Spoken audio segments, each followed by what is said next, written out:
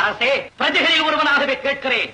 கோமலவல்லி, கோமேதக சிலை, பூவும் குயில், புதிக்கும் மான் என்றெல்லாம் உம்மால் புகழப்படும் இந்த கோணல் புத்திக்காரியின் கொள்ளி கண்களை, கொடிய நாக்கை என் கூர்வாளுக்கு இரையாக தந்துவிட்டு, அதை எதிர்த்தால் உண்மையும், உமக்கு பக்கத்துணையாக வந்தால் அந்த பட்டாளத்தையும் பிணமாக்கிவிட்டு, சூன்யக்காரிக்கு ஆலவட்டம் சுற்றியவர்களை சுடுகாட்டுக்கு அனுப்பிவிட்டேன் என்று சுழலும் வாளுடன், சூழும் புகழுடன் என் அன்னையிடம் ஓடி மன்னிப்பு கேட்க வேண்டும். இந்த வஞ்சகியின் விரல்களை அல்லவா ரசித்துக் கொண்டிருக்கிறது. இந்த பாம்பாட்டத்தின் பாவத்தில் அல்லவா லயித்து கிடக்கிறது. கோட்டை கொத்தளங்களை நினைத்து கிடந்த நெஞ்சம் இந்த குட்டிச்சுவரின் நிழலில் அல்லவா குளிர்ச்சி காணுகிறது. பேசாதே, ஊர் பேசுகிறது.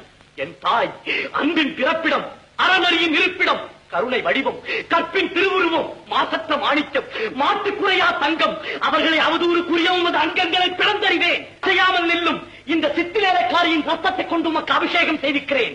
இந்த நாசக்காரியின் நரம்புகளால் உமக்கு மாலை சூட்டுகிறேன். முல்லை சிரிப்பன புகழ்வீரே மோக போதையில் அந்த பல்லை எடுத்து உண்மை அர்ச்சனை செய்கிறேன். அம்மா, இப்போதாவது உத்தரவு கொடுங்கள். இப்படியே இந்த நீச்சல்களை கசக்கி எறிந்து விடுகிறேன்.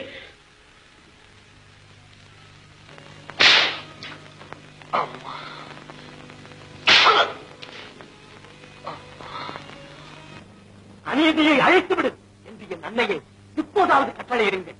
கடைசி நேரம், கடைசி வேண்டுகோள். என் தமிழ் தாயே, இந்த சோலையின் இடையே தோன்றிய கணவாயின் வழியாக இந்த பூமியில் குடியேறி நிறைவேற்றி விட்ட குள்ளநரி இந்த ஆட்சிபீடம் ஏறுவதற்கு அச்சாரம் போட்டுவிட்ட அக்கிரமத்தை கண்ட பிறகாவது அனுமதி தருவீர்களா? ஆள் வேண்டாம், வாய்மொழி என்று போதும். தர வேண்டாம், தாயின் தடை நீக்கிறார் போதும். கட்டம் தர வேண்டாம் தாயே, ஒரு கஞ்சாடை போதும்.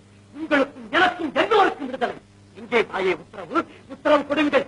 தெரியாமல் ஆக்கி விடுகிறேன் இவர்களை. மக்களால் நான், மக்களுக்காகவே நான்.